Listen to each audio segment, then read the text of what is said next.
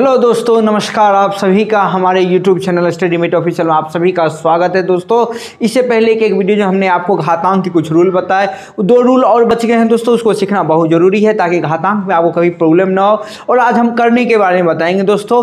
करनी क्या होता है, करनी को समझते कैसे हैं और उस पर आधारित जो सवाल आते हैं वो किस प्रकार के आते हैं, वो सारी चीज़ हम दोस्तों आज पढ़ने वाले हैं। तो बस लास्ट तक बने रहिए दोस्तों हमारे साथ, और अंत तक देखना ना भूलिएगा।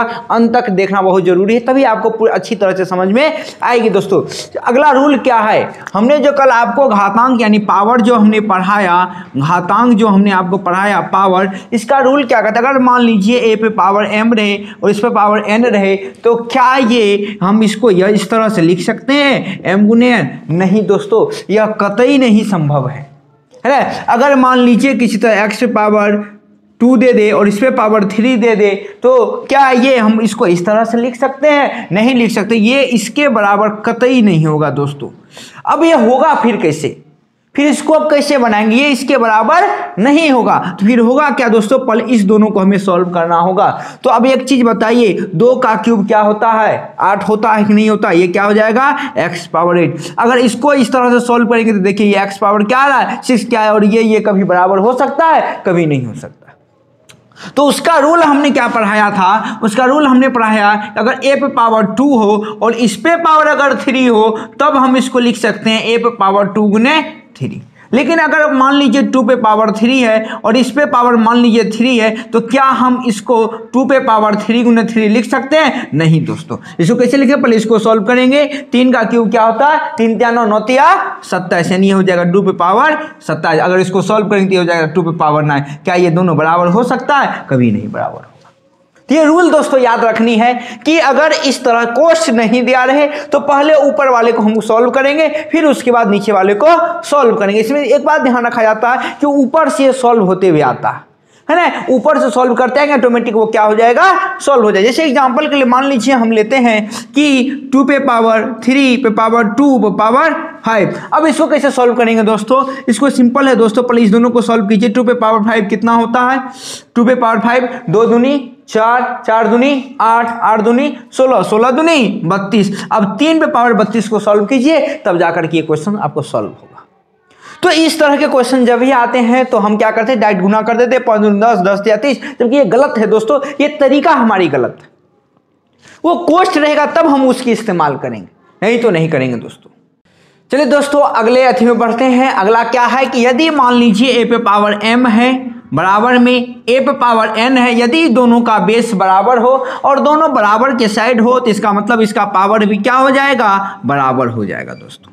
ये रूल कहता है। जैसे एग्जांपल के लिए मान लीजिए इसका वाइस वर्सा भी हम ले सकते हैं, यदि पावर सेम हो तो इसका बेस क्या हो जाएगा? बराबर हो जाएगा। जैसे एग्जांपल के लिए मान लीजिए हमने लिया 2 पे पावर 3 बराबर में मान लीजिए 2 पे पावर हम 4 ले लिए, तो इसका मतलब क्या हुआ? मान लेते हैं, तो इसका मतलब यह होगा कि 3 क्या होगा? 4 के बराबर। ये तो होता नहीं है। इसमें सवाल किस प्रकार का आते हैं? क्वेश्चन इस प्रकार से आएंगे, जैसे मान लीजिए 2 पे पावर दे दिया 3x + 4 और यहाँ दे दिया आपको 4 पे पावर 8। इसे आपसे पूछेगा x की वैल्यू क्या होगी। तो इस टाइप के क्वेश्चन अगर आते हैं तो कैसे सॉल्व करते हैं, ध्यान से देखिएगा दोस्तों। ये क्या है? 2 पे पावर 3x + 4 है बराबर में 4 पे पावर 8 है। तो पहले हमें इसको क्या होगा? इसके बेस के बराबर करना होगा। तो बेस के बराबर करेंगे तो क्या लिखेंगे? 2 का स्क्वायर और इस पे पावर क्या लिखेंगे? 8 लिखेंगे।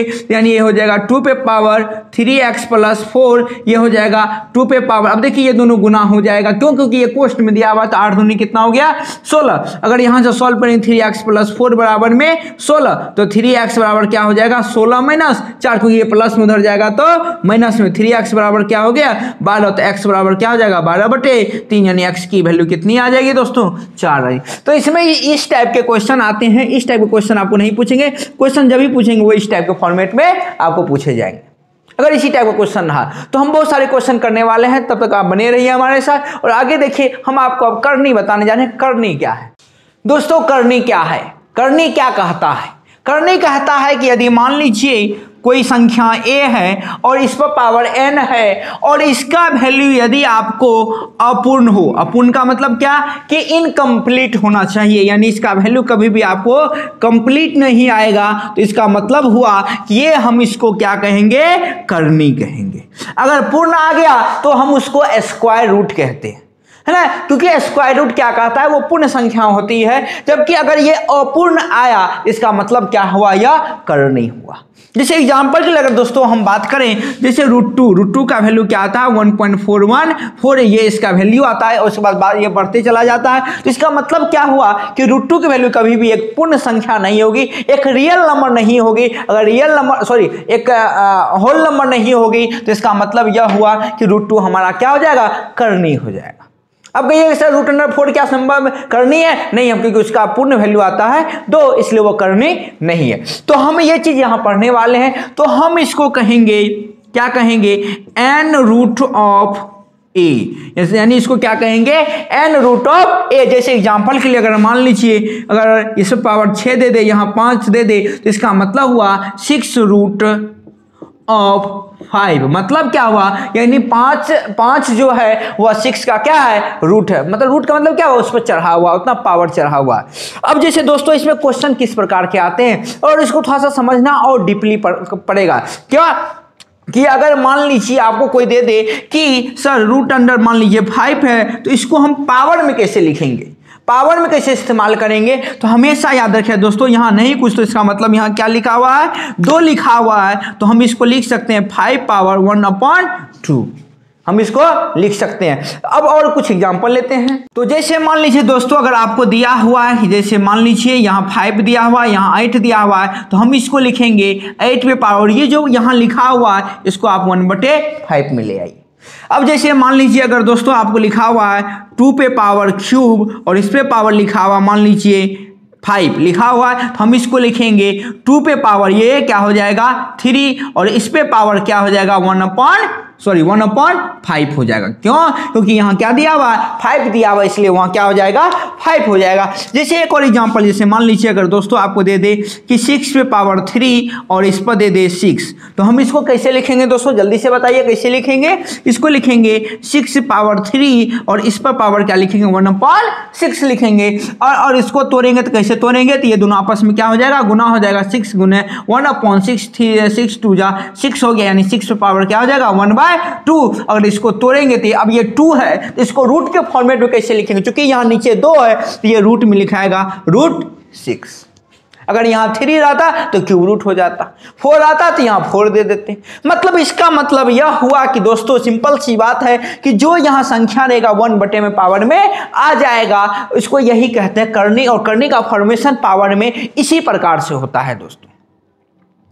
इसी करने का ये बेसिक चीजें हैं, और इसको हमें समझना बहुत ही ज्यादा जरूरी है, क्योंकि ये सारी चीजें होती है। अब आपको दोस्तों जैसे मान लीजिए आपको क्वेश्चन दे देगा कि अगर मान लीजिए x² बराबर 16, तो x का वैल्यू क्या होगा। सिंपल सी बात है दोस्तों, इधर ये स्क्वायर है, जैसे अगर रूट बराबर के उस साइड जाएगा तो ऑटोमेटिक रूट में कन्वर्ट हो जाएगा। मतलब यहाँ से x बराबर अगर वैल्यू निकालेंगे तो √अंडर क्या आएगा 16 आएगा। तो याद रखिएगा हमेशा रूट में अगर कोई संख्या आती है, अगर वो रूट से बाहर आती है कोई भी संख्या, तो वह दोनों अपने साथ साइन लेके आती है, प्लस और माइनस दोनों लेके आती है, तो हम इसको कह सकते हैं +-4। अब हमारी आवश्यकता किस प्रकार है, इस पर डिपेंड करता है कि ये प्लस होगा या माइनस होगा। अगर संख्या पूछेगा तो हम सिर्फ प्लस लेंगे, है ना। कोई पॉजिटिव चीजें अगर पूछेगी, मान लीजिए हाइट पूछेगा, तो हाइट कभी भी माइनस में नहीं होती है, वो तो प्लस में होती है, तो हम यहाँ क्या ले सकते हैं, प्लस ले सकते हैं। एग्जाम्पल के लिए जैसे मान लीजिए दोस्तों और कुछ एग्जाम्पल लेते हैं। जैसे मान लीजिए आपको दे दे x³ बराबर में 27, तो अगर यहाँ से कहेगा आपको कि x का वैल्यू निकालिए, तो अगर x की वैल्यू निकालेंगे तो यहाँ क्या हो जाएगा √27। तो अब 27 को तोड़ेंगे तो 3 3 9 9 27, मतलब हम इसको लिख सकते हैं 3 गुने 3 क्यूब रूट, और इसका मतलब ये क्या हुआ कि इस 3 में 1 बाहर आएगा, मतलब इसका वैल्यू क्या हो जाएगा 3। यानी आप कोई भी चीज इस्तेमाल कीजिए, बस इतना ध्यान रहे कि अगर बराबर के इस साइड है तो बराबर उस साइड जाएगा, तो ऑटोमेटिक रूट में चढ़ा जाएगा। अगर 3 है तो क्यूब रूट हो जाएगा, 4 है तो 4 का रूट चढ़ेगा उस पर, है ना। तो ये चीजें बेसिक है। अब देखते हैं इस पर आधारित कुछ क्वेश्चन है, कुछ आपको ट्रिक बताने वाले हैं, तो आप लास्ट तक बने रहिए और ट्रिक जरूर देखिए। अब जैसे दोस्तों इस टाइप के क्वेश्चन आते हैं कि √2 + √2 + √2, इस तरह से इनफिनिट तक अगर जाते हैं तो इसका हल क्या होगा, इसका सॉल्यूशन कैसे निकालेंगे, है ना दोस्तों। सिंपल सी बात है, ये चूंकि यहाँ 2 है तो 2 को अगर हम फैक्टर करेंगे, फैक्टर मतलब गुणनखंड करेंगे, तो हम क्या लिख सकते हैं दोस्तों 2 गुने 1, यही लिख सकते हैं। अब सिंपल सी बात है। अब एक चीज बताइए कि यहाँ अगर जो भी वैल्यू आएगा या तो 2 और 1 के बीच में आएगा, क्योंकि यहाँ सारा का सारा प्लस है तो हमेशा याद रखिएगा अगर प्लस आएगा तो जो इस दोनों में बड़ा है वही इसका आंसर हो जाएगा।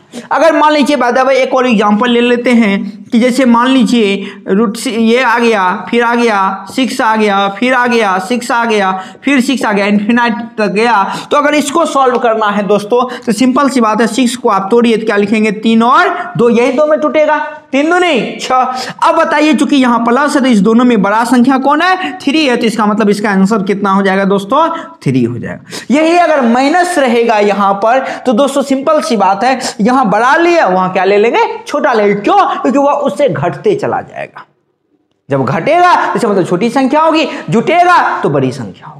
बस इतना ज्यादा याद रखना है दोस्तों, और ऑटोमेटिक ये सवाल ऑटोमेटिक आपका सॉल्व हो जाएगा। अब जैसे मान लीजिए दोस्तों इस तरह से क्वेश्चन दे दी तो आप कहिएगा कि सर 5 का तो फैक्टर करेंगे तो 5 और क्या आएगा 1 आएगा। लेकिन दोस्तों इसका अगर हम उस विधि पे सॉल्व करने जाएंगे तो संभव नहीं है। क्यों नहीं है?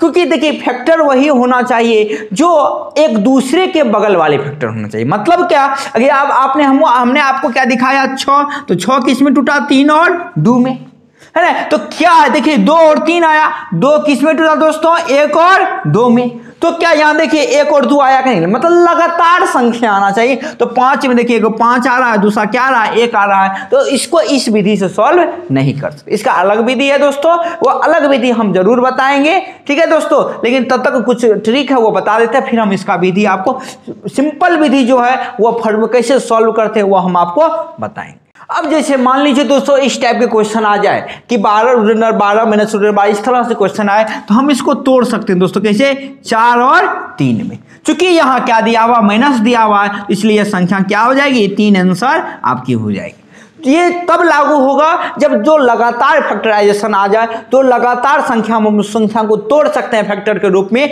तब हम ये रूल लागू करेंगे। तो चलिए दोस्तों अगले ट्रिक के बढ़ते हैं। अगला जो क्वेश्चन जो टाइप आता है वो एग्जाम में पूछा उसको हम कैसे बनाएंगे।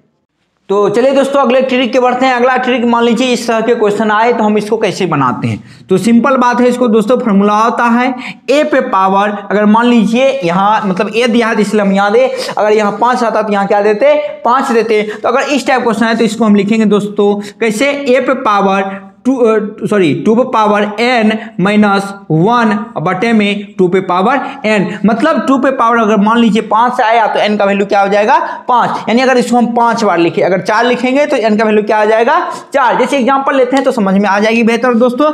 जैसे मान लीजिए अगर आपसे पूछे 5, मान लेते हैं ये 5, ये 5, ये 5 और ये 5, इस तरह से अगर आपसे क्वेश्चन पूछे तो पूछेगा इसका वैल्यू क्या होगा। तो दोस्तों सबसे पहली बात है कि इसमें n का वैल्यू क्या हो जाएगा, 5 हो जाएगा। क्यों? क्योंकि ये देखिए 1 2 3 4 5 बार है, और a का वैल्यू क्या हो जाएगा, यहाँ 5 हो, क्योंकि यहाँ देखिए 5 ही है। तो इसका मतलब हुआ हम इसको लिखेंगे, इसका अगर वैल्यू लिखेंगे तो लिखेंगे 5 पे पावर 2 पे पावर 5 माइनस 1 अपॉन 2 पे पावर 5, यानी इसको लिखेंगे तो 2 पे 5 कितना होता है, गुना कीजिए 2 2 दूनी 4 4 दूनी 8 8 दूनी 16 16 दूनी 32, यानी क्या हो जाएगा 32 में से 1 गया दोस्तों तो कितना हो गया 31 बटे 32 इसका आंसर हो जाएगा। अब 6 टाइम्स बोलेगा तो यहाँ क्या लेंगे, 6 लेंगे, है ना दोस्तों। यानी कुछ भी अगर आपको देगा तो आप इस बस फॉर्मूला को याद रखिएगा कि a power 2n minus 1 upon 2n आपका सॉल्व हो जाएगा। तो चलिए दोस्तों कुछ क्वेश्चन लेते हैं, है ना, ताकि वो जो हमने अभी जो करनी पढ़ाया, जो घातांक पढ़ाया, वो आपको आसानी से सॉल्व हो जाए।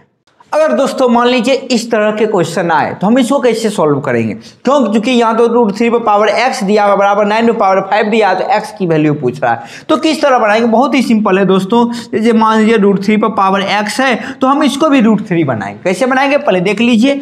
हम इसको क्या लिख सकते हैं, 9 को क्या लिख सकते हैं, 3 पे पावर 2, इस पे पावर क्या हो जाएगा 5, तो यहाँ लिखेंगे √3 पे पावर x लिखेंगे दोस्तों, ये क्या हो जाएगा 3 पे पावर 10। अब यहाँ लिखेंगे √3 पे पावर x, तो हम 3 को क्या लिख सकते हैं दोस्तों, √3 गुने √3 क्या होता है, 3 होता है कि नहीं होता है, होगा कि नहीं होगा? √3 गुना √3 क्या हो जाएगा? 3 हो जाएगा।